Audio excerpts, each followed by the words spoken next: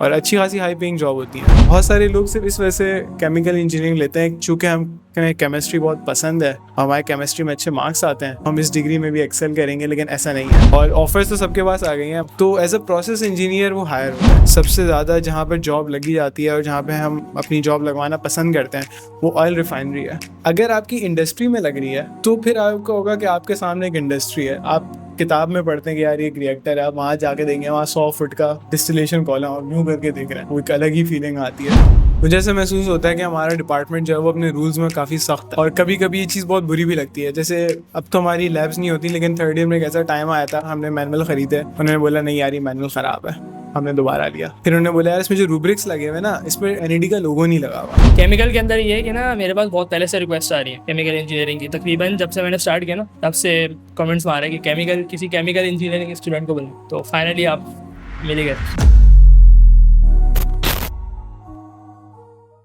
सही। तो जैसे आपने केमिकल इंजीनियरिंग चूज़ की तो पहला साल तो सबका तकरीबन सेम होता है, या पहला सेमेस्टर का ज़्यादा मुनासिब रहेगा ऐसे, क्योंकि दूसरे सेमेस्टर में ही कोर कोर्सेज आना शुरू हो जाते हैं। हाँ। तो कौन कौन से केमिकल के कोर कोर्सेज हैं जो आपने देखे, और वो लोगों आपका पर्सपेक्टिव कैसा था और आपने उनको कैसा पाया? एक तो मिसकंसेप्शन है बहुत ज़्यादा, उसे पाकिस्तान में नहीं बल्कि हर जगह, कि एक केमिकल इंजीनियर जो होता है उसके जो कोर्सेज होते हैं उनके अंदर केमिस्ट्री होती है, जबकि ऐसा नहीं है। हमारे फर्स्ट ईयर की कोर्स है केमिकल इंजीनियरिंग प्रिंसिपल, तो उसकी एक बुक है, फेल्डर साहब ने लिखी है, काफ़ी मशहूर है, पूरी दुनिया में पढ़ाई जाती है। तो उसका जो पहला चैप्टर है, 1 पेज का चैप्टर है, वो सिर्फ इस बारे में है कि लोग ऐसा क्यों समझते हैं कि केमिकल इंजीनियरिंग कोर्स के अंदर केमिस्ट्री होगी जबकि नहीं होती। बहुत कम पोर्शन होता है। लाइक जब हम इंटर से जो केमिस्ट्री पढ़ते हुए आते हैं वो इतना काम नहीं आती जितना कि हमारी इंटरमीडिएट की मैथ्स बहुत काम आती है और एक हद तक फिजिक्स बहुत काम आती है, लेकिन ज़्यादातर जो हमें काम आती है ना वो मैथ्स काम आती है।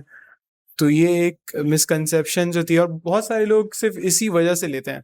मैंने नहीं ली थी, मुझे मतलब मेरिट नंबर मेरा ही बना था, लेकिन बहुत सारे लोग सिर्फ इस वजह से केमिकल इंजीनियरिंग लेते हैं कि चूँकि हमें केमिस्ट्री बहुत पसंद है, हमारे केमिस्ट्री में अच्छे मार्क्स आते हैं, तो हम इस डिग्री में भी एक्सेल करेंगे, लेकिन ऐसा नहीं है। तो ये सबसे पहले आकर मुझे पता चला। बाकी काफ़ी सारे कोर्सेज जो हैं वो इस तरीके के हैं कि इंडस्ट्री में क्या प्रोसेस हो रहा है, तो उसके अंदर केमिस्ट्री तो नेसेसरी इन्वॉल्व नहीं होती, फिजिक्स अच्छी खासी होती है। फिर मैंने ये भी नोट किया कि मैकेनिकल डिपार्टमेंट के कुछ कोर्सेज तो हैं, जैसे कि इंजीनियरिंग मैकेनिक्स है, फिर मेटलर्जी है और मैकेनिक्स ऑफ मटेरियल है, लेकिन बहुत सारे ऐसे कोर्सेज हैं जो मेरे दोस्त जो हैं वो मैकेनिकल इंजीनियरिंग में पढ़ रहे हैं, जैसे कि फ्लूइड मैकेनिक्स है, वो आप लोग भी पढ़ते हैं, हम लोगों ने भी पढ़ी। थर्मोडायनामिक्स आप लोग भी पढ़ते हैं, हम भी पढ़ते हैं, बल्कि शायद आपने सेंजिल पढ़ी है, सेंजिल भी से भी हमने भी पढ़ा है। सही है। इसके अलावा हीट ट्रांसफ़र भी आपने पढ़ी होगी, फिर मास ट्रांसफ़र भी पढ़ी। तो मैकेनिकल इंजीनियरिंग से काफ़ी मिलता जुलता कोर्स है। तो ये लेकिन मुश्किल ज़रूर है। मुझे नहीं पता कि मैकेनिकल इंजीनियर वाले अपने कोर्स को कितना मुश्किल समझते हैं, लेकिन हमें जो सवाल की जो बुक के अंदर न्यूमेरिकल्स होते हैं, जो रियल लाइफ एग्जांपल्स होती हैं, वो हमें बहुत कॉम्प्लेक्स लगते हैं, बहुत बारीकी में जाते हैं। तो कोर्सेज को देख के ये तो पता चलता है जो एक्चुअल के कोर कोर्सेज हैं कि केमिकल इंजीनियरिंग मुश्किल तो है। तो केमिकल इंजीनियरिंग में और मैकेनिकल इंजीनियरिंग में ये वो तो पता लगा कि काफ़ी हद तक सेम है। बस आपने जो कोर्सेज के जो नाम गिनवाया वो बेसिकली एनर्जी साइड वाले कोर्सेज सेम है, लेकिन हमारे जो सॉलिड मैकेनिक्स और इस तरह के जो कोर्सेज होंगे वो होते हैं, मेरे ख्याल में वो नहीं होते होंगे। सॉलिड मैकेनिक्स बस वहाँ तक ही है, इंजीनियरिंग मैकेनिक्स तक है, उसके बाद सही। इंजीनियरिंग मैकेनिक्स में मेरे ख्याल में सारी इंजीनियरिंग के स्टूडेंट्स पढ़ते हैं। हाँ, वो बीएमई के नाम से उसके अंदर सारी वो मैकेनिकल आ जाती है। तो लेकिन एक होगा ना कि केमिकल इंजीनियरिंग कौन से कोर्सेज जो है उसको बाकी इंजीनियरिंग से उसको जो है डिफरेंट करते हैं दूसरी इंजीनियरिंग से। और दूसरा ये कि एक होता है कोर्सेज कौन से पढ़ा रहे हैं, और दूसरा फर्क ये होता है कि डायरेक्शन क्या बन रही है। सही है। तो जैसे अगर मैं अपनी बात करूँ तो मैकेनिकल इंजीनियर के तो खैर बहुत सारे पॉसिबिलिटीज़ हो सकती हैं, लेकिन यूजुअली जहाँ पे जाना होता है वो या तो पावर प्लांट्स में जाना होता है या फिर डिज़ाइनिंग की फील्ड में जाना होता है। ये 2 मेजर उसके पोर्शंस हैं। तो केमिकल वाले के कौन से 2 मेजर जो पोर्शंस होंगे, 2 नहीं मतलब जितने भी हो सकते हैं, वो कौन कौन से हो सकते हैं? हमारी जो केमिकल इंजीनियर्स होते हैं इनका एक ऑल्टरनेटिव नाम ही होता है कि प्रोसेस इंजीनियर, ठीक है। तो कोई भी ऐसी इंडस्ट्री जिसमें कोई ना कोई प्रोसेस हो रहा है, और प्रोसेस से मुराद ये है कि आपके पास कोई रॉ मटेरियल है, आपने उनकी कंपोजिशन थोड़ी चेंज करी, उसमें चीज़ें मिलाई, उसको हीट अप करा, मुख्तलिफ रेशो से उनको आपस में मिक्स किया, मुख्तलिफ कंडीशन से गुजारा, और एंड में जो प्रोडक्ट आया वो चीज़ नहीं थी जो रॉ मटेरियल था, ठीक है। तो एज अ प्रोसेस इंजीनियर वो हायर होता है, ठीक है। हमारे जो सबसे ज़्यादा जहाँ पर जॉब लगी जाती है और जहाँ पे हम अपनी जॉब लगवाना पसंद करते हैं वो ऑयल रिफाइनरी है, ठीक है। ज़मीन से क्रूड ऑयल निकलता है, गैस निकलती है, अब वो गैस निकल रही है, उसकी पूरी प्री ट्रीटमेंट आपको जहाँ सुई सदरन को देनी है, सुई नॉर्दर्न को देनी है, कोई लोकल कंपनीज को अपनी फर्नेस पे करनी है, तो सारे प्रोसेस से गुजारना कि उसके अंदर ये कंपोजिशन होनी चाहिए। अब उसके अंदर सल्फर कंटेंट आ रहा है तो सल्फर कैसे निकलेगा, तो वो पूरा एक प्रोसेस। अब उसमें अंदर थोड़ी सी केमिस्ट्री इन्वॉल्व है कि जाहिर सी बात है हमें सल्फर को निकालना है, तो कोई ऐसी चीज़ होनी चाहिए जो सल्फर से रिएक्ट करे, तो ये केमिस्ट्री है। लेकिन हम उस प्रोसेस पे ज़्यादा करते हैं कि किस जगह से उसको गुजारा जाए, कौन सा इक्विपमेंट होना चाहिए, फिर उस इक्विपमेंट की डिज़ाइनिंग वगैरह, उसकी कितनी हीट देनी है, क्या फ्लो रेट्स होने चाहिए, क्या फीड होनी चाहिए। तो एक तो ऑयल एंड गैस बहुत बड़ा एम्प्लॉयर है हमारे लिए, बहुत आइडियल जॉब है। उसके अलावा एक फर्टिलाइज़र की बहुत है, पाकिस्तान एक एग्रीकल्चर कंट्री है, फर्टिलाइजिंग की बहुत सारी नीड है और पाकिस्तान अपना फर्टिलाइज़र खुद बना लेता है। तो फर्टिलाइज़र्स हैं, एंग्रो फर्टिलाइज़र है, फातिमा फर्टिलाइज़र है, फौजी फर्टिलाइज़र है, ये एक बहुत अच्छी जॉब समझे जाते हैं।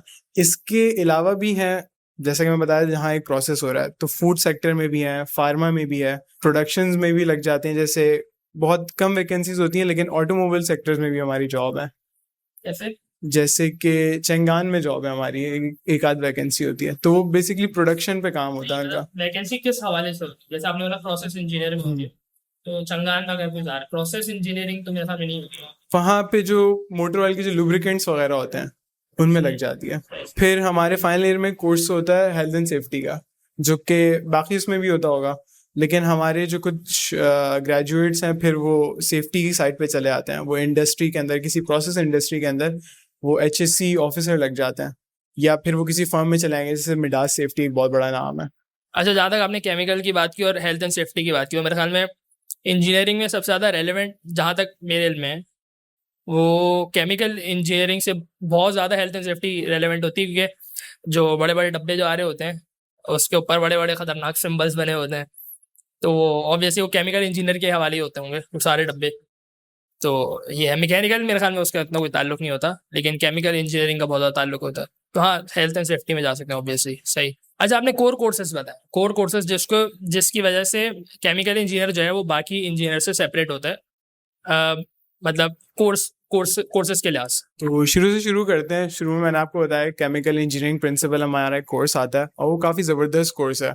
शुरू में तो सिर्फ आपको यूनिट कन्वर्जन ही सिखाते हैं, क्योंकि जब आप एक इंडस्ट्री के अंदर जा रहे हैं, आपका कुछ सामान कुछ जो है वो यूरोपियन स्टैंडर्ड्स पे चल रहा है, कुछ अमेरिकन स्टैंडर्ड्स पे चल रहा है, तो ऐसे ऐसे यूनिट्स होते हैं जो आपने कभी सुने भी नहीं होंगे।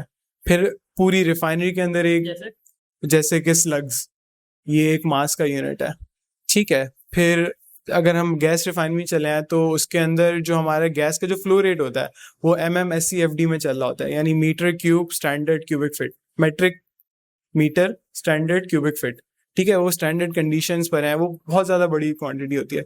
तो ऐसे जो यूनिट्स होते हैं पहले तो आपको पता होने चाहिए हैं क्या, फिर उनकी कन्वर्जन भी आनी चाहिए।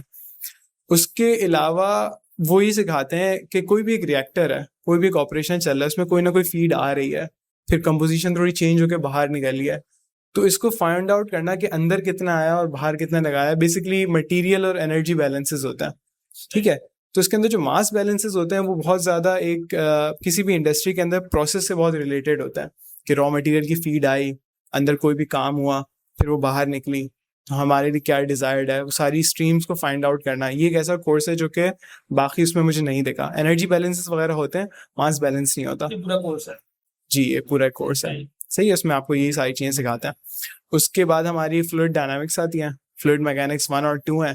तो उसके अंदर हमारे रिलेटेड क्या है कि हमें पंप्स बहुत सिखाए जाते हैं, क्योंकि किसी भी इंडस्ट्री के अंदर पंप्स बहुत काम के हैं। लिक्विड फेज में पंप्स और गैस फेज में कंप्रेसर, तो वो चीज़ें पहुंचाना, इधर उधर करना, वो सारे पंप्स के ऊपर है। तो पंप्स की डिजाइनिंग, पंप्स की कैरेक्टरिस्टिक, कितना प्रेशर चाहिए, डिजाइनिंग भी हाँ, ये मैकेनिकल की साइड नहीं जाएगा?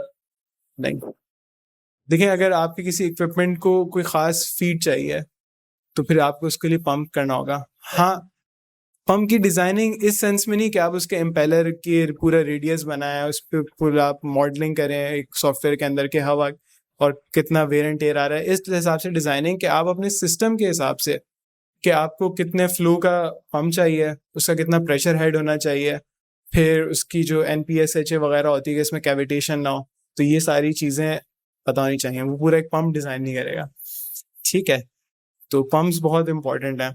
उसके अलावा जो भी फ्लूइड की कैरेक्टरिस्टिक्स होती हैं, कब वो आइडियल से हट के नॉन आइडियल पे आ जाएगा, क्योंकि इंडस्ट्री के अंदर तो हर किस्म की चीज़ हो रही है, सही है, और कोई भी चीज़ खतरनाक भी हो सकती है, तो उस चीज़ को मिनिमाइज करना, तो ये फ्लूइड मैकेनिक्स में आता है।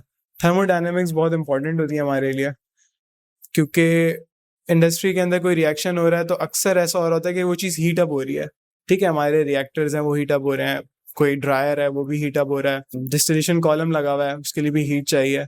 तो वो जो फ्लूइड्स और गैसेस हैं वो किस तरीके से रिएक्ट करते हैं वो हमारे लिए जानना बहुत ज़रूरी है, ताकि हम उसी हिसाब से, क्योंकि गैस को अगर आप हीट अप करेंगे वो प्रेशर बनाएगी, तो हमें उसी हिसाब से सारी चीज़ें देखनी है, ठीक है। तो मिसाल के तौर पर हम एक बहुत PV = NRT बहुत टाइम से पढ़ते हुए आ रहे हैं, लेकिन थर्मोडायनेमिक्स में जब आप जाते हैं, जो हमें पढ़ाई गई है, तो उसके अंदर वो बोलते हैं कि वो आइडियल गैस के लिए थी, हमारे पास तो आइडियल गैस है नहीं, तो उसके क्या कंप्रेसिबिलिटी फैक्टर्स होंगे, वो इतनी बड़ी बड़े चार्ट्स आ जाते हैं, इतनी बड़ी बड़ी वो फिर ग्राफ्स आ जाते हैं, उसमें से हर चीज़ को निकालना, मूडीज चार्ट आपको पता होगा, तो वो बिल्कुल ना क्लोज टू रियलिटी जितना हो सकता है, ताकि हम उतना ही एफिशिएंट एक सिस्टम करें ताकि कंपनी को ज़्यादा से ज़्यादा फ़ायदा हो, उससे कम रिसोर्सेज पुट करने पड़े और उसके पास जो यील्ड है वो सबसे ज़्यादा हो। इसके अलावा हमारे पास हीट ट्रांसफ़र है। हीट ट्रांसफ़र में हम मोस्टली हीट एक्सचेंजर्स वगैरह को देख रहे होते हैं, किस तरीके से किसी भी बॉडी के अंदर कंडक्शन किस तरीके से हो रही है, कन्वेक्शन किस तरीके से हो रही है, और हमारा एक बहुत इंपॉर्टेंट कोर्स है मास ट्रांसफ़र। तो मास ट्रांसफर एक अलग कोर्स, मास ट्रांसफ़र एक अलग कोर्स है और हीट ट्रांसफ़र एक अलग कोर्स है, मास ट्रांसफर दोनों एक कोर्स। सही। तो हमारा मास ट्रांसफ़र उसमें ये होता है कि सॉलिड्स आपस में किस तरीके से रिएक्ट करते हैं, या दो कंपोनेंट्स आपस में किस तरीके से रिएक्ट कर रहे हैं, वो डिफ्यूज़ हो रहे हैं तो किस तरीके से हो रहे हैं, तो ये हमारे लिए जो रिएक्टर्स होते हैं उनमें बहुत इंपॉर्टेंट होता है। इसके अलावा जो हमारी डिस्टिलेशन कॉलम होती है कि नीचे से गैस आ रही है, ऊपर से लिक्विड आ रहा है, तो बस ऐसे ही तो नहीं कर सकते, हमें उसका पैटर्न को थोड़ा सा डिटरमाइन करना है ताकि हम उसी हाइट का कॉलम लगाएं, उसी हाइट से हम गैस छोड़ें, सारी चीज़ें करें, तो ये बहुत इंपॉर्टेंट होता है। फिर आगे चल के ट्रांसपोर्ट फिनोमेना आ जाता है जिसके अंदर मास ट्रांसफ़र, वेलोसिटी ट्रांसफ़र और हीट ट्रांसफ़र तीनों मिल जाती हैं। इसके अलावा केमिकल रिएक्शन इंजीनियरिंग है, जो कि सिर्फ रिएक्शन के ऊपर है कि दो एलिमेंट्स आपस में मिलकर किस तरीके से रिएक्ट कर रहे हैं, उनको कितनी हीट चाहिए होगी, ये केमिस्ट्री है। ये केमिस्ट्री है। इसमें भी केमिस्ट्री थोड़ी सी इन्वॉल्व होती है, बस इतनी हद तक कि दो स्टिशियोमेट्री जैसे अक्सर काम आती है। इसके अलावा हमारे पास केमिकल प्लांट डिज़ाइन है, और वो कि भी कोई भी जो प्लांट है उसकी डिज़ाइनिंग किस तरीके से होती है, क्या क्या SOPs हैं जो कि मद्देनज़र रखनी होती हैं। इसके अलावा प्रोसेस मॉड्यूलेशन और सिमुलेशन है, और एक और कोर्स है केमिकल प्रोसेस ऑप्टिमाइजेशन। वो ये क्या करता है कि कोई भी जो भी आपके पास प्रोसेस हो रहा है उसको एक मैथमेटिकल इक्वेशन या मैथमेटिकल मॉडल में तब्दील कर दें। उससे क्या होगा कि आप जो हैं वो बगैर प्लांट लगाए अपने रिजल्ट्स पहले से देख सकते हैं कि यार ये करने से ये होगा, ठीक है। यहाँ पर ना मैथमेटिक्स बहुत काम आती है, क्योंकि सिंपली x=y तो होगा नहीं, उसमें तो डिफरेंशिएशन भी लगती है, वो पार्शियल डिफरेंशिएशन भी लगती है, सारे जो रियल लाइफ फैक्टर्स हैं आपको वो भी वे इन करने हैं, तो ये काफ़ी फिर इंटरेस्टिंग हो जाता है कि आपने एक प्लांट को मॉडल बनाना है, एक मैथमेटिकल मॉडल, जो भी इसकी इरेगुलरिटीज हैं सबको काउंट इन करना है आपने। अच्छा, कोर्स वर्क तो हो गया, सही है। अब इंटर्नशिप्स पे आते हैं। मैकेनिकल की जो इंटर्नशिप्स होती हैं उसके अंदर, और या किसी भी दीगर इंजीनियरिंग के हवाले से केमिकल की इंटर्नशिप्स में क्या डिफरेंस होगा, और कौन कौन सी कंपनीज की तरफ से, सेक्टर्स के लिए कौन कौन से सेक्टर्स की तरफ से यूजुअली केमिकल वालों के लिए इंटर्नशिप्स आती हैं। अच्छा, मुझे बाकी डिपार्टमेंट की इंटर्नशिप्स का तो ऑब्वियसली इतना ज़्यादा नहीं पता क्योंकि कोई हैंड्स ऑन एक्सपीरियंस है नहीं, लेकिन मैं आपको अपनी मिसाल से बताता हूँ। मेरी पहली इंटर्नशिप लगी थी लिबर्टी टेक्सटाइल्स लिमिटेड में। अब लिबर्टी टेक्सटाइल्स लिमिटेड में मतलब एक केमिकल इंजीनियर या अंडर ग्रेड केमिकल इंजीनियर के लिए टॉप टियर इंटर्नशिप नहीं है, लाइक इतनी आइडियल नहीं है। क्यों? क्योंकि वहाँ जॉब भी नहीं होती इन लोगों की, बस वो समझ लें कि थी कर ली, कोई और बेटर ऑप्शन नहीं था, तो लिबर्टी उसमें करी। तो उसमें मोस्टली क्या हो रहा था कि हमें वहाँ पे कोई एक्चुअल काम नहीं करना था, बस हम वहाँ जाते थे और जो वहाँ के जो भी प्रोसेस होते थे, जो भी एक टेक्सटाइल मिल में हो सकता है, तो हम वो सारे सीखते थे। इंस्ट्रक्टर वहाँ के बहुत अच्छे थे, उन्होंने हर मुमकिन कोशिश करी कि हमें सही से समझा दें, और वो एक हद तक कामयाब भी हुए थे उसके अंदर। लाइक हमें प्रोसेस वगैरह समझ में आ गया। उसमें हमारे हमसे रिलेटेड ऐसा कुछ था नहीं, सिवाय कि थोड़ी सी यूटिलिटीज़ थी, बॉयलर्स वगैरह थे, थोड़े पंप्स वगैरह थे, तो वो हमें देख के थोड़ा अपना अपना सा लगा। तो ये थी, तो एक इंटर्नशिप मैंने वहाँ गई थी। बाद में वो चल के थोड़ी बहुत काम तो आई, क्योंकि कुछ चीज़ें तो हर इंडस्ट्री में सेम होती हैं, जैसे भी वेस्ट हीट रिकवरी है, बॉयलर्स वगैरह, ये सारे थोड़े से मतलब काम आए बाद में। जो दूसरी इंटर्नशिप थी वो मेरी थोड़ी अच्छी जगह लगी थी, वो थी पाकिस्तान पेट्रोलियम लिमिटेड। तो वो हेड ऑफिस पर थी, मतलब प्लांट नहीं था, हेड ऑफिस था, वो PIDC पर होता। तो वहाँ पर मेरी इंटर्नशिप थी डिज़ाइन और टेक्निकल सर्विस डिपार्टमेंट के अंदर। तो हमने 4 हफ्ते लगाए थे, इत्तेफाक से पेड भी थी। तो वहाँ पर हम क्या करते थे, जो वहाँ पर हमारे सुपरवाइजर थे, हाँ बड़े अच्छे इंसान थे, तो वो हमें ना कोई भी टास्क देते थे। लाइक उन्होंने एक दिन बोला कि यार ये सेपरेटर है, 3 फेज सेपरेटर होता है, क्रूड ऑयल आ रहा होता है, तो उसके अंदर जो ज़मीन से निकलता है उसके अंदर मट्टी होती है, पानी होती है, थोड़ी बहुत गैस होती है, नेचुरल गैस, और क्रूड ऑयल इटसेल्फ होता है, तो वो ना सेपरेट करता है।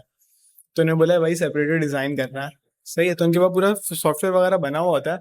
तो उन्होंने कहीं से एक सैम्पल फीड निकाल ली कि भाई ये ज़मीन से इतना निकल रहा है, ये करना है, तो मुझे डिज़ाइन करके दिखाओ कि वो कितना बड़ा होगा, उसकी जो वियर होती है वो कितनी चौड़ी होनी चाहिए, सारी चीज़ें ना उसके अंदर। तो ये तो था उसके अंदर। तो उन्होंने बोला कि यार ये तो तुम लोग कर लोगे, लेकिन ना पहले भी पढ़ो कि ये होता क्या है। तो उन्होंने कोई API की बुक निकाल के दी। API होता है अमेरिकन पेट्रोलियम इंस्टीट्यूट। तो वो दुनिया में जहाँ भी पेट्रोल का काम हो रहा है उसके स्टैंडर्ड्स वो डिसाइड करता है। ठीक है, काफ़ी हेल्पफुल रहते हैं वो। तो उन्होंने बोला पहले ये पढ़ो। तो उन्होंने उस कोर्स से, उसके इत्तेफाक की बात है, हम थोड़ा अपने टाइम से पहले चले गए थे। लाइक हमें 3rd ईयर में जाना चाहिए था, हम 2nd ईयर में गए थे। तो कुछ ऐसे कोर्सेज थे जो कि बाद में हमने पढ़ने थे, लेकिन वो जो काम करा रहे थे ना उसमें वो पहले से यूज़ हो रहा था। तो फ़ायदा उस समय ये हुआ कि हमें उस कोर्सेज की थोड़ी सी अर्ली नॉलेज हो गई। तो अच्छी जो इंटर्नशिप होती है वो अगर हेड ऑफिस में यानी प्लांट से अलग है, तो वो आपसे फिर ये वाले काम करवाएंगे। वो आपको अपने प्लांट की PNIDs दिखाएंगे। PNID ना पूरा नक्शा होता है, तो वो आपको अपनी प्लांट की PNIDs दिखाएंगे। किस सेंस में था? नक्शा इस सेंस में कि PNID का मतलब होता है पाइपिंग एंड इंस्ट्रूमेंटल डायग्राम। अब कोई प्रोसेस हो रहा है, रॉ वाटर इन्वॉल्व होगा, रॉ मटेरियल जो है वो इन्वॉल्व होगा। अब रॉ मटेरियल पाइप्स में अक्सर फ्लो कर रहा होता है, गैस है तो भी पाइप में, लिक्विड है तो भी पाइप में। तो पाइप से होके फिर कौन से इक्विपमेंट में जा रहा है, फिर इक्विपमेंट से बाहर निकल रहा है, फिर वो कहीं और जा रहा है। तो हर इक्विपमेंट का कोई ना कोई रूल है। तो वो आपको ही बैठ के समझाया कि भाई यहाँ से निकला, हमने ये वाला लगाया, फिर उसके बाद ये इक्विपमेंट लगाया, इसकी क्या ज़रूरत थी, यहाँ क्या हो रहा है, यहाँ कौन सा प्रोसेस हो रहा है। फिर उसमें अगर आप और डिटेल में जाएँ तो उसके अंदर बहुत सारे वॉल्व लगे होते हैं। तो यहाँ पर हमने बॉल वॉल्व क्यों लगाया हुआ है, यहाँ पे हमने नो रिटर्न वॉल्व क्यों लगाया हुआ है, ये लाइन क्यों जा रही है। ठीक है, तो इससे पूरा प्रोसेस भी समझ में आ जाता है। और वो प्रोसेस के ना मतलब रूल ऑफ थंब होते हैं कि ये चीज़ यहाँ पे इसलिए लगी हुई है, ये होगा तो फिर आगे यकीनन ये लगेगा, तो वो समझ में आता है। तो आपको PNID अपनी उसकी समझाएं। ठीक है, और जो भी उनके मेजर जो इक्विपमेंट यहाँ पे यूज़ हो रहे हैं उसकी आपको डिज़ाइनिंग समझा दें, उसको आपकी थोड़ी थ्योरी समझा दें। अगर कोई सॉफ्टवेयर इन्वॉल्व है, जैसे हमारे यहाँ एस्पेन के सॉफ्टवेयर बहुत, एस्पेन हाइसिस बहुत ज़्यादा यूज़ होता है। तो पहली दफ़ा वो मैंने अपनी इंटर्नशिप पे चलाना सीखा था। डिपार्टमेंट में मैंने 1 साल बाद सीखा। ठीक है, तो वो एक अच्छी इंटर्नशिप भी होती है। तो वहाँ पे आप एक्चुअली काम भी कर रहे हैं, उनका कोई फ़ायदा नहीं हो रहा, लेकिन आपका बहुत फ़ायदा हो रहा है। वो बेकार की इंटर्नशिप नहीं होती। उनका फ़ायदा बाद में हो सकता है कि अगर आपके इतने अच्छे ताल्लुकात बन गए और वहाँ से आप फाइनल ईयर प्रोजेक्ट उठा लें। हमारे डिपार्टमेंट में ऐसा होता है, जहाँ इंटर्नशिप करते हैं फिर वहाँ से प्रोजेक्ट भी उठा लेते हैं, कंपनी का भी फ़ायदा हो जाता है। नहीं कुछ नहीं होता तो सुपरवाइजर का ज़रूर फ़ायदा हो जाता है कि उसके अंडर एक प्रोजेक्ट आ जाता है। अगर आपकी इंडस्ट्री में लग रही है तो फिर आपका होगा कि आपके सामने एक इंडस्ट्री है। आप किताब में पढ़ते हैं कि यार ये एक रिएक्टर है, आप वहाँ जाके देंगे, वहाँ 100 फुट का डिस्टिलेशन कॉलम आप यूँ करके देख रहे हैं, वो एक अलग ही फीलिंग आती है। ठीक है, तो वो बिल्कुल एक ज़बरदस्त चीज़ है। अगर आप इंडस्ट्री में जाते हैं वहाँ पे आपकी इंटर्नशिप है, ये भी एक अच्छा एक्सपीरियंस है। सही है, लेकिन अगर इसके अलावा कि अगर आपकी इंटर्नशिप किसी लेबॉर्ट्री वगैरह में लगती है या जैसे हमारे डिपार्टमेंट की जो ऑफिशियल जो इंटर्नशिप कह सकते हैं ना, जो डिपार्टमेंट वाले खुद लगवा कर देते हैं, वो अक्सर आर करोमा में लगवा के देता है। अब आर करोमा का मुझे ऐसा महसूस होता है केमिकल इंजीनियरिंग से बहुत ज़्यादा ताल्लुक नहीं है, तो एक तरीके से मतलब मैं कहूँगा कि बेकार इंटर्नशिप है। जैसे कि मेरी टेक्सटाइल वाली एक तरीके से बेकार थी, तो मैं आर करोमा वालों को भी कहता हूँ कि यार बेकार इंटर्नशिप है। तो mainly oil and gas, refineries और फर्टिलाइजर्स में अगर किसी की लग जाए, नहीं लगी। अक्सर ऐसा होता है एंग्रो के ना थर में पावर प्लांट है, हपको के नाम से, पता नहीं किस नाम से, वहाँ लग जाती है। अब पावर प्लांट में केमिकल इंजीनियरिंग का वहाँ एग्जैक्टली क्या काम होता है मुझे ना सही से आइडिया नहीं कि वो कहाँ लगे थे, लेकिन मेरा दोस्त गया था तो मैकेनिकल का भी एक लड़का था उसके साथ। तो ये है इंटर्नशिप का, ऑयल एंड गैस, रिफाइनरीज वगैरह इंटर्नशिप हो जाती हैं, मुश्किल होती है कभी कभी ढूंढना, लेकिन हो जाती हैं। अच्छा, इंटेंशन आपकी नेटवर्किंग के बेसिस पे ही लगी होगी, ये तो मतलब ऑब्वियस है मेरे ख्याल से। हाँ सही। तो अच्छा, जहाँ तक आपकी जो टेक्सटाइल वाली बात है ना, वो मेरा भी सेम एक्सपीरियंस है। और मैकेनिकल के हवाले से भी यही है कि मैकेनिकल वालों की जो टॉप की जो होती है वो या तो फर्टिलाइज़र में होती है या फिर रिफाइनरीज में होती है, यही दो मेन जगह हैं। लेकिन ऑब्वियसली इसमें जाना बहुत मुश्किल काम है, और माशाल्लाह इसके लिए सिर्फ नेटवर्किंग ही आपके लिए चाहिए होती है, या फिर आपकी इतनी ज़्यादा जीपीओ के एनईडी वाले खुद आपको बोलें प्लीज़। सही है। अच्छा, आपका एफआईपी वगैरह हो गया होगा अब तक मेरे ख्याल से। सही। तो एफआईपी के अंदर आपने उसमें क्या सेलेक्ट किया था, और दूसरा ये कि एफआईपी के अंदर डोमेन्स वगैरह लिखी हुई होती हैं, और प्रोसेस क्या होता है, ये बहुत ज़्यादा इंपॉर्टेंट है, क्योंकि हमारे डिपार्टमेंट में तो लिस्ट आ जाती है। सही है, आप इनमें से कोई से पिक कर लें हो जाए, लेकिन कुछ डिपार्टमेंट्स के अंदर प्रपोजल्स जाते हैं, चीज़ें होती हैं। तो एक तो ये कि प्रोसेस क्या होता है, दूसरा अच्छा डॉक्यूमेंटेशन वगैरह भी सही से बताइएगा, ठीक है। और दूसरा ये कि डोमेन्स कौन कौन सी होती हैं, और तीसरा ये कि सुपरवाइजर्स के हवाले से थोड़ा सा स्टूडेंट्स को गाइड कीजिए जो अभी अभी आने वाले हैं। अच्छा, फाइनल ईयर वैसे तो बिल्कुल ही फाइनल ईयर में ही होता है। अच्छा, उसमें बुनियादी तौर पर हमारे पास 3 कैटेगरी होती हैं प्रोजेक्ट चूज करने के हवाले से, कि या तो टीचर के पास कोई प्रोजेक्ट है, टीचर के पास कोई आइडिया है जिस पे वो काम कर रहा है। आम तौर पे वो टीचर के मास्टर्स का थीसिस होता है, तो वो अपना काम बच्चों से करवा के आसान कर लेता है, ठीक है। उनकी भी थोड़ी सी रिसर्च वर्क हो जाती है, हमारा प्रोजेक्ट भी हो जाता है, मेरे ख्याल से मोस्टली फ़ायदा उनको पहुंच रहा होता है। तो उनके पास कोई प्रोजेक्ट होता है, वो उस पर काम करवा लेते हैं। कभी कभी ऐसा भी होता है कि एक आइडिया आया हुआ होता है, वो बच्चों को बोलते हैं कि यार आप इस पर काम कर लो, ठीक है, फिर वो बाद में जाके उस पर थीसिस लिख ले लेते हैं। तो इवेंचुअल गोल यही है कि वो जो FIDP है ना, वो कंट्रीब्यूट कर रहा है आपके टीचर की पब्लिकेशन के अंदर, ठीक है। दूसरा ये होता है कि आपके पास अपना कोई आइडिया हो और आप बोलो कि यार मैंने इस बारे में सोच रहा था 1 साल पहले, या मैंने अभी सोचा, मैंने रिसर्च करी है और मैं इस पे प्रोजेक्ट करना चाहता हूँ। ये बहुत रेयर होता है, लेकिन मेरे ख्याल से हर बैच में कोई ना कोई निकल ही आता है। हमारे बैच में भी एक था और अच्छा FI था। तीसरी चीज़ ये होती है कि आप इंडस्ट्रियल कोलैबोरेशन में जाएं। इंडस्ट्री का कोई मसला है तो वो बजाय ये, और वो इतना मतलब उसकी जो इतना क्रिटिकल नहीं है कि वो किसी कंसल्टेंसी को दें, वो बोलें यार ये बच्चे भी कर लेंगे, हम इसको बाद में रिव्यू कर लेंगे और यकीनन सही होगा। तो वो 1 साल आपका एक एक्सटर्नल एडवाइजर इंडस्ट्री का लग जाता है, वो भी आपकी प्रोग्रेस को मॉनिटर कर रहा होता है, वो भी अपना इनपुट दे रहा होता है। कभी कभी वो इंडस्ट्री का क्लासिफाइड डेटा भी दे रहा होता है आपको, NDA वगैरह साइन हो जाते हैं। तो ये सारी चीज़ें, NDA होता है नॉन डिस्क्लोजर एग्रीमेंट। तो बेसिकली वो जो डेटा है या जो भी उनकी स्कीमेटिक्स हैं, वो उस कंपनी की इंटेलेक्चुअल प्रॉपर्टी है, वो आप डिस्क्लोज नहीं कर सकते। तो वो आप जो मेंबर्स होते हैं वो एक NDA साइन करते हैं कि यार ये हम डिस्क्लोज नहीं करेंगे। अक्सर ये भी होता है कि कंपनी वाले खुद ही जानबूझ के गलत डेटा देते हैं ताकि ये काम हो जाए, बाद में हम इनसे जो भी इनका मॉडल है, जो भी इनका वर्क है, इस पर हम अपने करके करना है, क्योंकि वो डेफिनेटली हर चीज़ लीक नहीं कर सकता, कंपटीशन भी होता है। तो ये 3 किस्म की चीज़ें होती हैं। इंडस्ट्रियल है कि आप इंडस्ट्री का कोई मसला या इंडस्ट्री का कोई बात का प्रोजेक्ट जो 10 साल बाद लगाएं, उस पर अभी से काम कर लें, तो ये चीज़ होती है। या आपका खुद के अपनी की कोई इनोवेशन हो, या आप टीचर से उठाएं कि लिस्ट आ जाए, आप उसमें से देख लें यार ये मुझे उठाना है। अच्छा, जहाँ तक बात है सुपरवाइजर सेलेक्ट करने की, तो हमारे डिपार्टमेंट में ये होता है कि मेरिट लिस्ट बनती है, आप अपने ग्रुप्स बना लेते हो, वो आपको 3rd ईयर के 2nd सेमेस्टर से ही बोलते हैं कि यार आप ग्रुप बनाना शुरू कर दो। जब बिल्कुल 3rd ईयर ख़त्म होती है तो हमारी एक FIP की ओरिएंटेशन हो जाती है, वो आपको पूरे साल में बताते हैं कि ये सारी चीज़ें हैं, और वो आपसे बोलते हैं कि आपके ना ग्रुप का एक मेरिट नंबर बनेगा, मेरिट नंबर हमारे डिपार्टमेंट में शायद दूसरे डिपार्टमेंट से मुख्तलिफ बनता है। हमारे बोलते हैं कि कोई से भी 2 लोगों की जीपीए आप दे दें, वो 4 की नहीं मांगते। कोई से भी दो। कोई से भी 2, तो ऐसा हो सकता है कि किसी ग्रुप में पढ़ने वाले 2 बच्चे हों और 2 बिल्कुल लो जीपीए वाले बच्चे हों, तो चूंकि उन 2 जीपीओ की 2 पढ़ने वाले बच्चों की जीपीए काउंट होगी तो उनका मेरिट नंबर ऊपर बनेगा। ठीक है, मेरिट नंबर से इतना कोई फर्क नहीं पड़ता। बस ये हो सकता है कि अगर कोई टीचर पसंद करता है कि मेरे पास पढ़ने वाले बच्चे हैं, तो फिर वो ऑब्वियसली हाई मेरिट नंबर वालों को लेगा। यूजुअली यही होता है। ठीक है, मतलब आपके मेरिट नंबर से ये पता चल जाता है कि बच्चा कितना कारआमद है या नाकारा है। जहाँ तक बात है सुपरवाइजर सेलेक्ट करने की, अगर आपको कोई खास प्रोजेक्ट करना है, हमारे उसमें एक एक्सपेरिमेंटल होता है और एक सिमुलेशन बेस होता है। एक्सपेरिमेंटल में आपको पूरी चीज़ एक फिजिकली डिज़ाइन करनी पड़ती है, फैब्रिकेट वगैरह करनी पड़ती है, और सिमुलेशन में आप बस जा सकते हैं और अपनी वर्किंग करें, बहुत रिसर्च वर्क करें और एसपेन पे सिमुलेट करके दिखा दें कि भाई ये हमने करा। सारा कंप्यूटर वर्क होता है, कैलकुलेशन होती है, मैनुअल कैलकुलेशन होती है, बहुत ज़्यादा रिसर्च वर्क होती है। ठीक है, तो ये सारी चीज़ होती है। तो आप देख लें कि अगर किसी को एक्सपेरिमेंटल वर्क करने का शौक आ रहा है तो फिर वो देखें कि एक्सपेरिमेंटल करवाता कौन टीचर है। ठीक है, फिर आप उनके पास जाएं, उनके देखें कि अच्छा ये टीचर जो है एक्सपेरिमेंटल में ये प्रोजेक्ट ऑफर कर रहा है, आपको अच्छा लग रहा है, आप उठा लें। अब आ जाएगी आपकी जो प्रपोजल है, वो उस टीचर के पास चला गया कि भाई ये मेरा प्रोजेक्ट करना चाह रहा है।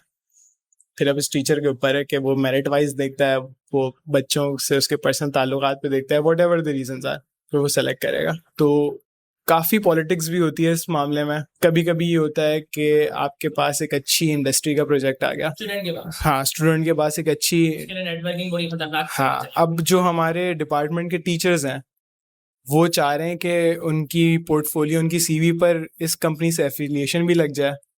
तो वो ये भी हो सकता है कि वो जिस एडवाइज़र के पास जा रहे हैं उसको आप बोलें कि नहीं, इनका प्रोजेक्ट मैं देखूंगा। तो ये पॉलिटिक्स भी चलती हैं। कभी अक्सर हमारे डिपार्टमेंट में ऐसा होता है कि एक जो टीचर होता है ना, वो 2 से ज़्यादा नहीं उठा सकता, लेकिन उसको तीसरा भी उठाना है फॉर वट एवर रीज़न, तो वो क्या करेगा, वो उसका एक को एडवाइज़र बन जाएगा। सही। तो ऐसा भी होता है। कभी कभी ऐसा होता है कि आपका जो प्रोजेक्ट होता है वो डिफरेंट डिपार्टमेंट से होता है, तो आप अपना को एडवाइज़र बाहर से भी ले सकते हो। हमारे ग्रुप में एक था, उनका जो प्रोजेक्ट था वो बहुत ज़्यादा लिंक कर रहा था कराची यूनिवर्सिटी से, कि एक डिपार्टमेंट बायोटेक्नोलॉजी से, तो उनकी जो एक को एडवाइज़र थी वो कराची यूनिवर्सिटी की थी। अच्छा, कराची यूनिवर्सिटी। कराची यूनिवर्सिटी अलग है। हाँ, ऐसा भी हुआ है। अच्छा, ये मैंने पहली बार सुना। तो उन्होंने अच्छा खासा काम अपना कराची यूनिवर्सिटी जाकर किया था, क्योंकि एनईटी के अंदर उस वो मशीनें मौजूद नहीं थी। था तो वो कोर केमिकल इंजीनियर का प्रोजेक्ट, लेकिन मशीनें उनकी बाहर थी। तो ये सारा होता है। बाकी डॉक्यूमेंटेशन के हवाले से ज़रा आप गाइड करें, क्या सुनना चाह रहे हैं आप? नहीं, डॉक्यूमेंटेशन के बारे से मैं यही सुनना चाह रहा था कि जैसे स्टार्टिंग में होता है ना कि लगता है कि कोई बंदा होता है, अभी तक तो हम लोगों ने यही देखा ना कि काम करना, लेकिन जब हम लोग एफआईपी या इंडस्ट्रियल एफआईपी स्पेसिफिकली स्टार्ट करते हैं तो उसमें पर्चों के पर्चे आना शुरू हो जाते हैं। एनडीए साइन करो, फिर उसके बाद डिपार्टमेंट के हवाले से भी होता है गैंट चार्ट बना के दो, और 2-3 आते हैं कि स्टार्टिंग में कौन सा वाला एफआईपी सेलेक्ट करना है, फिर उसके बाद उसके अंदर एसडीजीज आते हैं, और ये इस तरह 2-3 चीज़ें और आती हैं, मेरे ख्याल से मुझे एग्जैक्ट याद नहीं आ रहा अभी। तो उसी में ही मेरे ख्याल में शायद तकरीबन आधा महीना 1 महीना तो निकल जाता है, जहाँ तक मेरा ख्याल। तो ये चीज़ बेसिकली मैं कहना चाह रहा था। अच्छा खैर, तो इसी तरह होता होगा ना? वैसे ही। हाँ बस ठीक है, अब आगे चलते हैं। इसमें यह है कि आपका एफआईपी अपने अभी तक नहीं बताया। मेरा ग्रुप नंबर जो था वो लोअर हाफ में ही था, लाइक लोअर हाफ में। अगर मेरिट अगर बनाया जाए पूरे उसमें 19 बैच से, तो मेरे 7 से बिलो था। अच्छा। ठीक है, और हमारा इंडस्ट्रियल प्रोजेक्ट था, हमारा शंग्रीला फूड्स लिमिटेड की कंपनी से एफिलिएटेड था। हमने कोई एनडीए साइन नहीं किया था, उनको बिल्कुल भी परवाह नहीं थी अपने डेटा के हवाले से, शायद कुछ था भी नहीं। तो हमारा ये था कि वेस्ट हीट रिकवरी थी, नहीं फंडेड नहीं था, इतनी कुछ खास नीड भी नहीं थी। बस वो ये उन्होंने बहुत फैसिलिटी दी हुई थी कि आपको जब आना चाहें यूनिवर्सिटी इंडस्ट्री आप आए। उन्होंने बोल दिया था कि आप सैटरडे को आ जाया करें या फ्राइडे को आ जाया करें, तो हम वहाँ जाते थे। उन्होंने हमें एक वर्किंग स्पेस दी हुई थी, और वर्किंग स्पेस दी हुई थी कि आप आके बैठ के जो करना चाहें करें। शंग्रीला जो है वो केचप के अलावा भी और सारी चीज़ें बनाती है, तो जब भी हम वहाँ बैठते थे हमारे लिए जूसेस आ जाते थे, क्योंकि वो जूसेस भी बना रहे हैं। तो ये ज़बरदस्त एक चीज़ होती थी उन्होंने करी। उन्होंने बोला कि आपको कोई भी किसी भी चीज़ की नीड हो, आप बोल दें। हमें बीच में ऐसा महसूस हुआ कि हमें कुछ टेस्ट करवाने पड़ेंगे, तो हम उनके पास लेकर गए, तो उन्होंने बोला अगर आप नेसेसरी समझते हैं कि ये टेस्ट ज़रूरी हैं तो आप करवा लें, हम देख लेंगे जो भी कॉस्टिंग वगैरह आएगी। टेस्टिंग की फैसिलिटीज वगैरह नहीं, टेस्टिंग तो किसी थर्ड पार्टी से होती है ना, जैसे PCSIR है, ठीक है, जो कि स्टैंडर्ड्स के मुताबिक रेगुलेट करेगी, वरना तो टेस्ट बायस हो जाएगा अगर वो लोग खुद ही करेंगे। बाहर की जो कॉस्ट थी वो भी वो देने के लिए तैयार थे। हाँ, अच्छी बात। उनको ऐसा कोई खास इशू था नहीं, क्योंकि अल्टीमेटली उन्हीं का फायदा हो रहा है, जो ये था। फायदा हो भी रहो तब भी नहीं हो। बस वो थोड़े अच्छे लोग थे और सही है, उन्होंने अच्छा समझाया, तो ये था। बाकी हाँ, ऐसा कभी कभी होता है कि आप प्रपोजल करते हैं, जैसे हमने कराया था, तो हम थोड़ा सवाल उठता है कि यार ये FIDP के लिए सही है या नहीं है, तो उसको थोड़ा डिफेंड भी करना पड़ता है। हमें ऐसी ज़रूरत पड़ी नहीं, लेकिन ये सवाल ज़रूर उठा था हमारे प्रोजेक्ट के लिए। ओवरऑल अच्छा हो गया अल्हम्दुलिल्लाह। हाँ, ठीक है, जॉब हंटिंग पे आते हैं, उसके बाद डिपार्टमेंट को डिस्कस करते हैं। मतलब कौन कौन सी कंपनीज की तरफ से ऑफर्स आती हैं, सेक्टर्स कह लें वगैरह, और उनकी एक तो आपने बताया प्रोसेस इंजीनियर होता है, मेरे ख्याल में केमिकल इंजीनियरिंग और भी काफ़ी सारी चीज़ें होती होंगी, वो कौन कौन सी चीज़ें होती हैं, वो सारी चीज़ें बताएं जिन पे वो उठा रहे होते हैं फ्रेश ग्रेड्स। अच्छा, कहाँ कहाँ लग जाती हैं, क्या रोल्स हो सकते हैं? तो कभी कभी ऐसा होता है कि आप डायरेक्ट डिजाइनिंग में लग जाते हैं। आपका काम ये है कि आप कंप्यूटर के सामने बैठे हुए आप कैलकुलेशंस कर रहे हो और आप उस इंडस्ट्री के लिए डिजाइनिंग कर रहे हो, तो ये एक निस्बतन बहुत सुकून वाला काम होता है। आप ऑफिस में बैठे हुए हो, आपके ऊपर AC चल रहा है, ठीक है, टाइम पे चाय आ रही है, 5 बजे आप घर जा रहे हो, ये एक सुकून की जॉब होती है। एक फिर ऑपरेशन आता है। ऑपरेशन में ये है कि फिर जो भी कंडीशन है, रिफाइनरी में जो टेम्परेचर चल रहा होता है वो 30 से 40 डिग्री चल रहा होता है रोजाना, तो आपने वो बर्दाश्त करना है, ठीक है।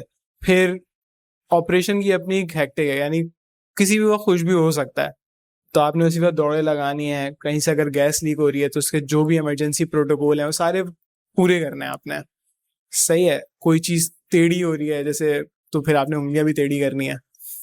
तो ये सारी चीज़ें हैं। ऑपरेशंस में फिर ये भी होता है कि शिफ्टें भी लगती हैं। कभी कभी होता है कि आपकी A, B और C लग रही है, कभी कभी अक्सर ये होता है, जैसे अगर आपकी एंग्रो में जॉब लगती है, थर के अंदर, थर प्लांट के अंदर, तो 15 दिन आप साइट पर होते हो, मुसलसल काम कर रहे हो, सैटरडे संडे का कोई कॉन्सेप्ट नहीं है, एवरी डे इज वीकडे। फिर 15 डे आप कराची में आ जाते हो, फिर हर डे वीकेंड है। 15 दिन के बाद कहीं कहीं 21, 15 दिन के बाद दूसरी शिफ्ट आ जाती है, तो कहीं कहीं 21 डेज पर होता है। अगर आप सोना जागना वहीं पर, वो आपको अकोमोडेशन देते हैं, सब चीज़ें वो करते हैं, बस आपने हर दिन काम करना है। फिर अक्सर रिफाइनरीज में ये भी होता है कि आप अंदर फ़ोन नहीं लेके जा सकते, क्योंकि वो इनके लिए एक हैजर्ड है। सिक्योरिटी की बात नहीं होती, पर उनके लिए एक हैजर्ड है। मोबाइल सिग्नल्स जो होते हैं वो वहाँ पे कोई भी चीज़ इग्नाइट कर सकता है।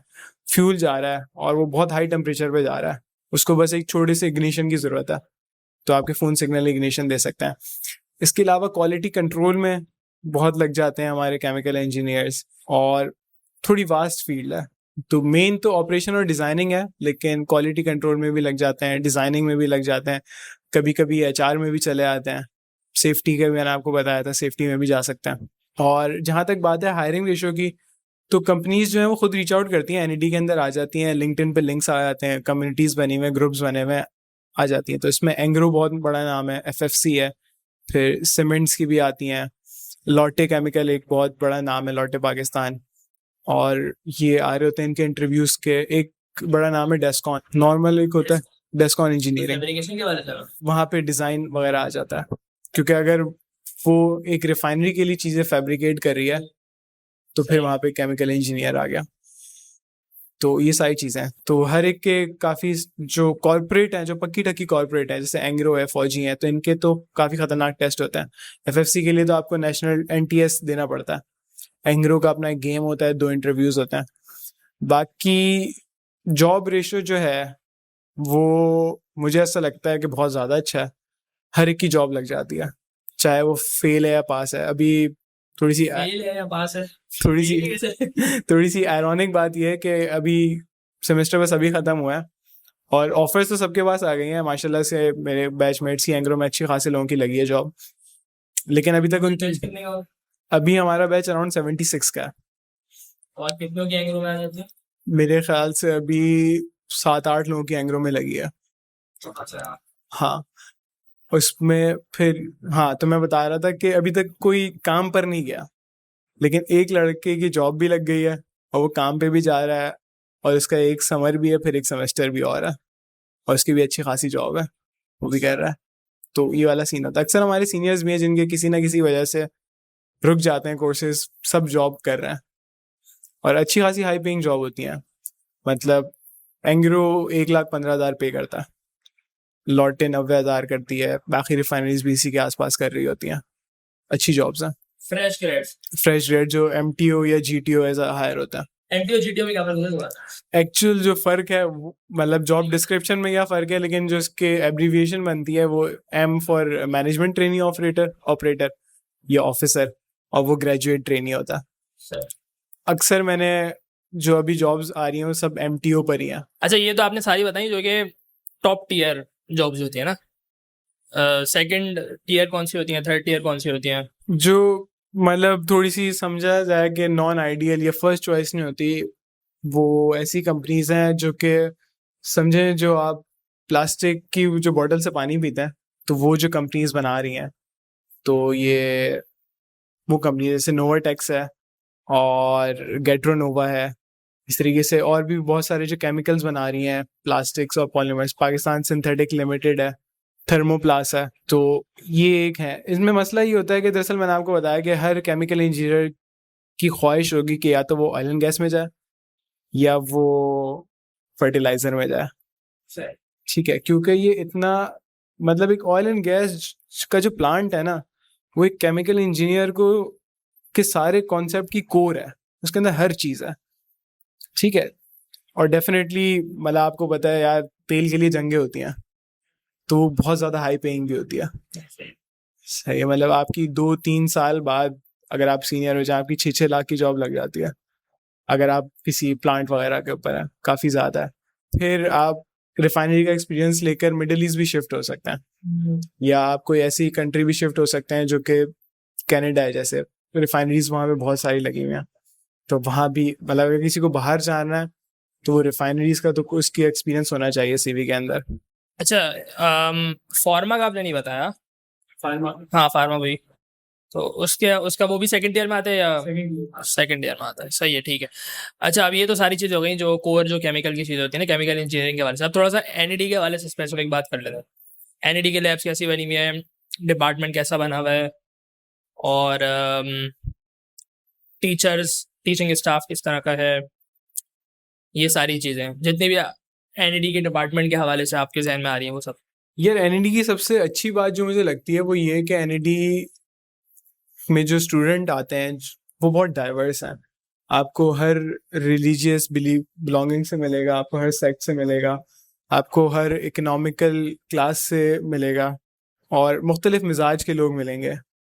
तो जब वो और हैं भी बहुत ज़्यादा लोग, और करीब करीब भी हैं, मतलब कराची यूनिवर्सिटी में थोड़ा दूर दूर है तो जो करीब करीब है, तो इतना डेली इंटरेक्शन ना आपको लोगों से डील करना सिखा देता है। फिर जो यहाँ का कल्चर है, जो यहाँ का सोशल कल्चर है, सोसाइटीज़ में बहुत सारे लोग इन है, उसकी वजह से एक बंदे की कैरेक्टर डेवलपमेंट अच्छी खासी हो सकती है। तो ये मुझे NED की अच्छी बातों में से एक लगती है। मेल फीमेल का रेशो शुरू में ऑलमोस्ट बराबर है, ऑलमोस्ट बराबर, एंड तक बराबर रहता है। शुरू में शायद लड़कियां ज़्यादा थी, अगर मैं सिर्फ अपने बैच की बात करूँ तो, फिर थोड़ी ड्रॉप आउट हो गई। बाकी NED के अंदर अगर आप बाकी गवर्नमेंट यूनिवर्सिटीज से कंपेयर करें, आपके बराबर में कराची यूनिवर्सिटी है, आप दाऊद को देख सकते हैं, तो बहुत बेहतर हाल है, काफ़ी खूबसूरत दिखती है। आप थोड़े से प्राउड हो सकते हो। NED थोड़ी सी खूबसूरत दिखती है, ठीक है। बस एक शिकायत ये है कि NED के ना डिपार्टमेंट का स्ट्रक्चर थोड़ा सा ना बोरिंग सा है, लाइक वही सीधे सीधे डब्बे डब्बे डब्बे, उसमें खिड़कियाँ। अच्छा, बस ग्रे कलर का बहुत पेल और बोरिंग सा कलर है। अभी तो उन्होंने नर्सरी की क्लासेस बनाई थी, वो आके उसमें नहीं, वो जो नीला पीला बनाया था, चले वो फिर ठीक था यार। हम बहुत जब वहां से जाते हैं ना तो बहुत जेलस फील करते हैं। डिपार्टमेंट नहीं है नहीं, हमारे जो एलुमनाइज हैं यार, आप लोगों के जो उसमें बनाया ना वो 1972 के हैं, हमारा डिपार्टमेंट ही 2006 में बना है। वो तो उनका डिपार्टमेंट नहीं है उनका तो डिपार्टमेंट नहीं है, वो मुझे नहीं पता कि वो, लेकिन सारा काम मेरे ख्याल से एलुमनाइज नहीं करा है, इसमें गवर्नमेंट की फंडिंग इन्वॉल्व नहीं है, तो ये है। बाकी NED में बैठने की जगह नहीं है, आप कैंटीन, हाँ, आप कैंटीन से जब बाहर निकलते हैं आपको नहीं करता, और कैंटीन्स भी कम है, एनवायरो काफ़ी टाइम से बंद है, NADA इन्होंने खोल तो दिया, लेकिन वो भी मेरे ख्याल से एनवायरो को जल्दी से जल्दी तो दोबारा खोल लें, कैंटीन्स काम है। एक और मसला जो खुसूसन हम केमिकल वालों को बहुत परेशान करता है वो ये है कि यार आप मेन गेट से आते हैं हम लोग बाइक पार्क करके, और काफी लंबा सफर। अब 10 से 15 मिनट हमें चलना पड़ता है, और अगर हमें किसी काम से ब्रेक में मेन ऑडी या DMS या उस साइड पे आना पड़े तो वो 7 मिनट क्यों फिर वापस, और गर्मी का हाल आपको पता है, तो ये तो है। बाकी यार काफी बेहतर है। मुझे नहीं पता कि गवर्नमेंट की तरफ से कितना फंड आता है और कितना एक्चुअल में यूज होता है। सही। बहुत सारी चीजें आप इम्प्रूव कर सकते हैं। पढ़ाने के लिहाज से बता। अच्छा, जहाँ तक बात है पढ़ाई की, तो डिपार्टमेंट में जो बुक्स पढ़ाई जाती हैं हमें वो तो इंटरनेशनल स्टैंडर्ड्स की हैं। जितनी मैंने पढ़ी हैं मुझे तो अच्छी लगी, बहुत कॉम्प्रहेंसिव है। ऐसा है कि आप खुद पढ़ेंगे आपको समझ में आ जाएगा, आपको टीचर की जरूरत नहीं पड़ेगी। जहाँ तक बात है कोर्सेज की, तो इंडियंस की ज्यादा है या दोनों की?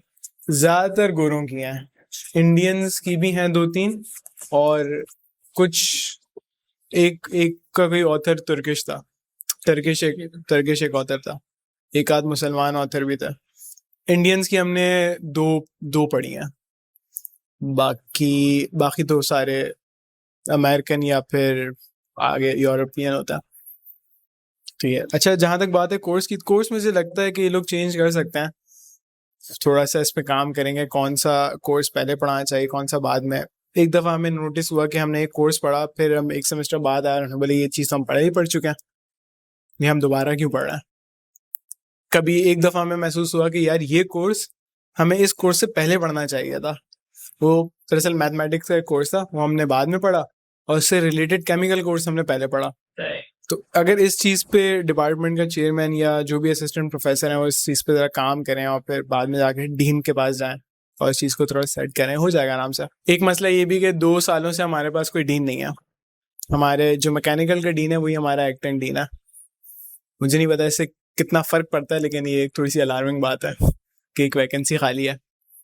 जहाँ तक बात है टीचर्स की, जो नॉन केमिकल कोर्सेज हैं, तो जैसे इकोनॉमिक्स वगैरह स्टैट्स वगैरह, कभी कभी इनके हमारे पास ना बहुत बेकार टीचर हैं जो कि अच्छा नहीं पढ़ाते, आवाज़ नहीं आती। पर नॉन केमिकल है ना, बिल्कुल टेंशन नहीं है। अभी कोर कोर्सेज में जाऊंगा मसला है। कोर कोर्सेज में ये वाला मसला नहीं होता कि आवाज़ नहीं आती, लेकिन कुछ हैं टीचर्स जिनके कोर्सेज बंदे में वो बहुत अच्छा पढ़ाते हैं।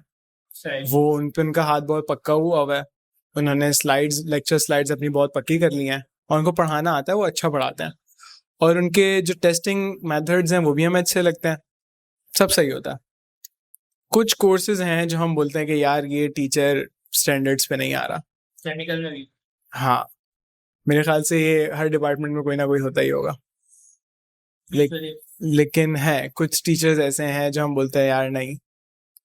कभी कभी ऐसा होता है हम बोलते हैं यार इस टीचर ने ये वाला कोर्स तो बहुत अच्छा पढ़ाया था लेकिन ये वाला कोर्स नहीं। तो ये अभी हम स्पेसिफिकली बात कर रहे हैं कि एक टीचर की पढ़ाने की एबिलिटी या उसको वो कोर्स खुद कितना समझ में आता है उसकी एबिलिटी पर, तो ये वाली चीज़ कम है। बाकी ओवरऑल डिपार्टमेंट जो है वो हमारा काफ़ी मतलब खूबसूरत बना हुआ है। बीच में क्लास है, बीच में गार्डन है और कॉरिडोर्स वगैरह। एक मसला बस ये है कि हमारे डिपार्टमेंट में क्लासरूम बस 4 हैं और हमारे सेक्शंस वगैरह सब मिला के हमारी 8 हो जाते हैं, यानी 4 एयर हैं और 2 सेक्शन हर एक के, तो 8 8 आते हैं। इसमें कितना है? दो सेक्शन है। सही। तो उसमें मसला ऐसा नहीं होता कि जिस दिन 2 ईयर की हम लोग क्लासेस रख लेते हैं डिपार्टमेंट वाले और 2 ईयर की लैब्स रख लेते हैं। सही। तो लेकिन कभी कभी मुझे लगता है कि क्लासरूम्स की थोड़ी सी कमी है, और थोड़ा सा मेजर डिपार्टमेंट इस तरीके से क्योंकि अपनी फील्ड के अंदर मदर फील्ड है लेकिन इतना बड़ा नहीं बना हुआ, और एक कभी कभी एक लेक्चर हॉल या ऑडिटोरियम की कमी महसूस होती है, एवी हॉल वगैरह की कमी महसूस होती है। बाकी वो नहीं है। हमें अगर कहीं जाना होता है तो हम सामने पॉलीमर में जाते हैं, क्योंकि हमारी सब ब्रांच है, हमें वहाँ जाना पड़ता है। सही है, सब ब्रांच में जा सकते हैं। सही है। अपना ही सब कभी कभी हमें पेट्रोलियम में जाना पड़ता है, वो भी आपकी ब्रांच है, लेकिन हमारी फैकल्टी में नहीं आती वो अरे ब्रांच था। सही है। तो ये है, लैब्स वगैरह सही हैं। कुछ लैब में हमें ऐसा महसूस होता है कि यार ये तो आउट काम नहीं करती, इक्विपमेंट काम नहीं करते, पूरे साल वो काम नहीं कर रहे होते तो हम उन पर एक्सपेरिमेंट भी नहीं करते। जिस दिन वाइवा होता है सारे काम करना शुरू कर देते हैं एकदम से ही। कैसे होता है ये पता नहीं। हाँ, वो बोलते हैं अब तुम्हें परफॉर्म भी करना पड़ेगा। हाँ, तो ये भी हो जाता है कभी कभी। तो सही है, क्लासरूम इतने नए नहीं है, पंखे लगे हुए हैं, रोशनी आ जाती है और चेयर्स वगैरह होती हैं। ऐसा तो ये है कि मतलब अटेंडेंस के इश्यूज की बात करते हैं वो हाँ, अलग चीज है, लेकिन यार ऐसा तो नहीं होता था कि टीचर्स आ ही नहीं रहे। नहीं नहीं नहीं, एक्सपेक्ट करते हैं। टीचर काफी पंक्चुअल है। सही। सही, अगर वो नहीं आएंगे वो आपको बता देंगे कि यार मैं आज नहीं आ रहा, फिर वो कंपनसेटरी भी लगाएंगे। मुझे ऐसा महसूस होता है कि हमारा डिपार्टमेंट जो है वो अपने रूल्स में काफी सख्त है, ठीक है। और कभी कभी ये चीज़ बहुत बुरी भी लगती है। जैसे अब तो हमारी लैब्स नहीं होती, लेकिन थर्ड ईयर में एक ऐसा टाइम आया था, हमने मैनुअल खरीदे, उन्होंने बोला नहीं यार ये मैनुअल ख़राब है, हमने दोबारा लिया। फिर उन्होंने बोला यार इसमें जो रूब्रिक्स लगे हुए ना, इसमें एनईडी का लोगो नहीं लगा हुआ, तो वो सारे निकले। फिर हमने एनईडी का लोगो लगाया, फिर उन्होंने बोला एनईडी का लोगो तो लगा हुआ है, लेकिन इसके अंदर ना नीचे जो इंटरनल मेमोज के जो कोड होते हैं ये वो नहीं लगा हुआ। पागल हो गया। तो ये बहुत ज़्यादा हो गया। वो मैं बिला मुगालता में बनाएगी थी ये। यार ये बस मसला है, ठीक है। और मैंने देखा है कि बाकी डिपार्टमेंट में इतनी सख्ती नहीं होती, वो नहीं चेक करते। हमारे उसमें है कि यार आपने जो सीपी सबमिट कराई है उसमें भी ये क्यों नहीं लगा हुआ, ठीक है, हमें पूरा स्टेटमेंट चाहिए, हमें पूरा मेमो चाहिए। तो ये मुझे लगता है हमारे डिपार्टमेंट में बस एक है, और होना चाहिए यार, लेकिन बस किसी को नुकसान ना पहुंचे और किसी को फायदा भी तो पहुंचे। तो मुझे लगता है कभी कभी ये फजूल की बहुत हो जाती है। एक दिन हमारे पास मैसेज आया कि आपने इंटर्नशिप रिपोर्ट सबमिट कराई है, लेकिन अब ये फॉर्मेट चेंज हो गया, तो आप वापस ने इसको सब करें, पेस्ट करें, हमें नहीं पता, जाके दोबारा साइन कराएं, करवा के दोबारा सबमिट करें। तो वो एक प्रैक्टिस थी जो कि हमारे पूरे बैच ने करी थी, अपने एक निकलवाए थे, साइन करा था कि भाई हम ले रहे हैं। साइन निकलवाना है, ये इटसेल्फ एक बहुत बड़ी। हाँ, सबने उसके ऊपर पेस्ट कर दिया, जाना होता है। सबने उसी के ऊपर दोबारा पेस्ट कर दिया, अच्छा। कुछ करके गया वापस, इंडस्ट्री कोई भी नहीं गया। अच्छा। ये इनको काम ज्यादा आसान लगा। अब ये बस डिपार्टमेंट की एक छोटी सी पख थी, उन्होंने कर दी। तो मुझे ऐसा लगता है कि थोड़े सख्त हैं। अभी कुछ दिनों पहले एग्जाम्स हो रहे थे, हमारे पास एक दिन मैसेज आया कि भाई आप लोग पास पेपर्स क्यों देखते हैं, ये तो चीटिंग है। चीटिंग है। हाँ, पास पेपर्स नहीं देखा करें, क्योंकि अक्सर पास पेपर रिपीट हो रहे होते हैं। मैंने बोला ये चीटिंग है, आप नहीं देख सकता। तो मैसेज आ गया कि कल कोई अपना लेकर नहीं आया, क्योंकि जिसके फोन में पास पेपर दिखा तो उसके चीटिंग के मार्क्स कट जाएंगे। ये क्या? बहुत ज्यादा ना, कभी कभी ऐसा होता है। अभी रिसेंटली हमारे डिपार्टमेंट में क्या हुआ कि उन्होंने बोला कि एग्जाम एंट्रिंग टाइम 9:30 बजे, 9:30 बजे दरवाजे बंद कर दिए जाएंगे, उसके बाद आप अंदर नहीं आ सकते। तो कुछ लोग होते हैं जो थोड़ा लेट आते हैं जानबूझ कर, कुछ कभी कभी लेट हो जाते हैं, तो उनके लिए मसला है। मैंने एक रेगुलर कोर्स उठाया था आईएम डिपार्टमेंट में, वहां जब मैं मिड देने गया तो मुझे एक कम्प्लीटली डिफरेंट दुनिया दिखी। लोग अपने हिसाब से सीटों में बैठ रहे हैं, और टीचर एग्जाम का टाइम शुरू हो गया, ना पेपर आया ना कुछ आया। और मैं मतलब एग्जाम रूम के अंदर अपना बैग तक लेकर आ गया था, किसी ने कुछ बोला नहीं, सब लेकर आए हुए थे। जबकि हमारे डिपार्टमेंट में आप फोन भी नहीं लेकर आ सकता। फोन तो ऑब्वियसली नहीं लेकर आ सकते, तो obviously। वहां पे फोन भी लेकर आए हुए थे ना लोग। तो मुझे ऐसा लगा कि है थोड़ी सख्ती। तो ये था हमारे डिपार्टमेंट का एक ओवरव्यू। अच्छा, अगर आप मैकेनिकल से कंपेयर करें ना, तो ये आपके डिपार्टमेंट से भी 2 हाथ बल्कि 3-4 हाथ ऊपर जाएगा अगर आप रूल्स की बात करें। और हमने टीचर से इस हवाले से बात भी की थी, उन्होंने कहा था कि बेसिकली जो डिपार्टमेंट्स पहले से बने हुए होते हैं उनमें ऑब्वियसली चेकिंग ज़्यादा होती हैं। जो कोर डिपार्टमेंट्स जो होते हैं ना, उनमें चेकिंग ज़्यादा होती हैं, जबकि जो सब डोमेन्स जो होती हैं उनके अंदर थोड़ी सी क्या कहते हैं उसे, रेगुलेशंस और ऑडिट्स ये थोड़े कम होते हैं। तो उसकी वजह से थोड़ा बहुत वहाँ पे गुंजाइशें मिल जाती हैं। ऑडिट्स की वजह से। हाँ, मेन चीज़ ये होती है बेसिकली। तो वो हमने इस हवाले से टीचर से पूछा था। खैर चले, इंटरव्यू का अख्ताम करते हैं यहीं पर ही। और बाकी ये कि उम्मीद है आप दोबारा टाइम देंगे, वैसे आपने 1 साल बाद टाइम दिया था उम्मीद है इंशाल्लाह दोबारा मिलने को मौका मिलेगा आपका। और एंड में आप जो कुछ कहना चाहें वो आप बता सकते हैं, कोई मज़ेदार कोई वाक़या हो, कोई सीपी के हवाले से कोई एंड में कुछ हो गया हो सीन, ऐसा कुछ भी जो भी आप बताना चाहें। अच्छा हाँ, एक चीज़ सॉरी, सीपीज़ का आपने नहीं बताया, सीपीज़ कौन कौन सी होती हैं आपकी? क्योंकि मेरा ये ख्याल है कि मेन चीज़ जो बताती है ना आपके पूरे के पूरे 4 सालों को, वो सीपीज़ ज़्यादा बताती हैं, सीपीज़ और ओईएल्स, क्योंकि उसी से आपके कोर्स के बारे में एक क्विक व्यू मिल जाता है।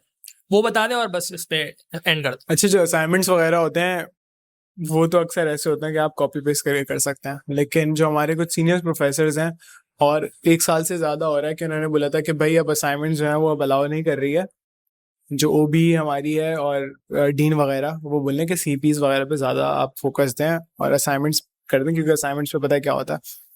तो सीपीज हमारी अक्सर होती हैं वो अच्छी खासी मुश्किल भी होती हैं, जैसे हीट ट्रांसफ़र की काफ़ी मुश्किल थी, बहुत टाइम लग गया था, और ऑलमोस्ट ऑलवेज ऐसा होता है कि आप सीपी सॉल्व नहीं कर पाते, बस आप जाके सबमिट करा देते हो, थोड़ा सा प्रेजेंट कर देते हो और आप दुआ करते हो कि आपको मार्क्स मिल जाए।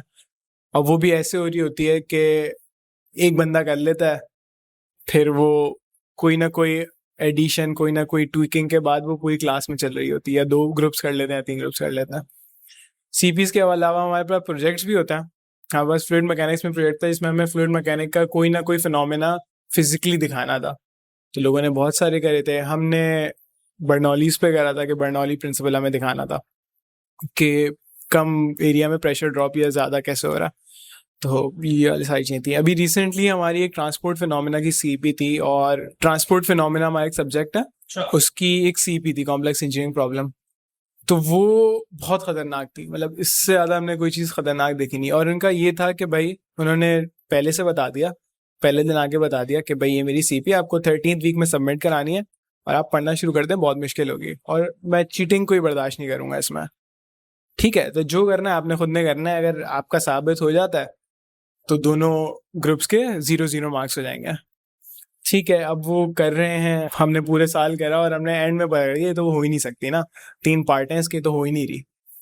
सही है, खैर अब कुछ ना कुछ करा। अब वो जाहिर सी बात है, एंड में बच्चों के पास चॉइस नहीं बची कि वो किसी का कॉपी करें, तो कॉपी वॉपी करके किसी ने कुछ चेंज वेंज करके कर दिया। अब वो टीचर एक हमारे पास ऐसे हैं कि इन्होंने पहला भेजा कि हाँ भाई ये ग्रुप 1 है, इसके मैंने चेक कर लिया, इन्होंने इतना इतना किया, काफ़ी सॉफ्ट चेकिंग।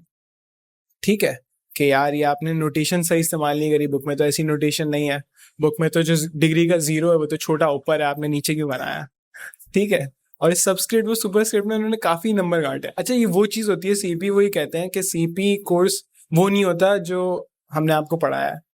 ठीक है, ये आपने बुक से खुद कंसल्ट करना है, आपने रिसर्च पेपर्स पढ़ना है, एक क्लोजर टू इंडस्ट्रियल प्रॉब्लम है जो आपने सॉल्व करना है। ठीक है, जैसे कि आपने बोला सीपीज बताता है, वो चीज़ काफ़ी मुश्किल। अब वो हो ही रहा है कि ग्रुप 1 आ रहा है, फिर ग्रुप 2 आ रहा है, उसमें आ रहे हैं कि यार 10 में से 5 नंबर आए, फिर एंड में क्या आ रहा है, सर भेज रहे हैं कि ये जो ग्रुप 3 है ना, इसने ग्रुप 1 का कॉपी करा हुआ है, दोनों की आ गई। अब वो क्या हो रहा है कि ग्रुप 3 के 1 नंबर कटा, ग्रुप 1 का 1 नंबर कटा। अब वो आए जा रहे हैं 4 से लेकर 19 तक आए जा रहे हैं। अब वो एक ग्रुप था बेचारा जिसका सबने कॉपी किया हुआ था।